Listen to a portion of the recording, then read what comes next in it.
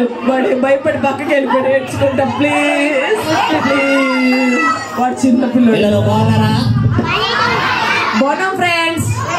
చక్కగా దేవుడు పాటలు నేర్చుకుంటారా అంటే కొట్టడం నేర్చుకుంటున్నారు. లేదు లేదు లేదు లేదు తమ్ముళ్ళు, చక్కగా ఆలకిస్తున్నారు. మంచి పిల్లలేనా?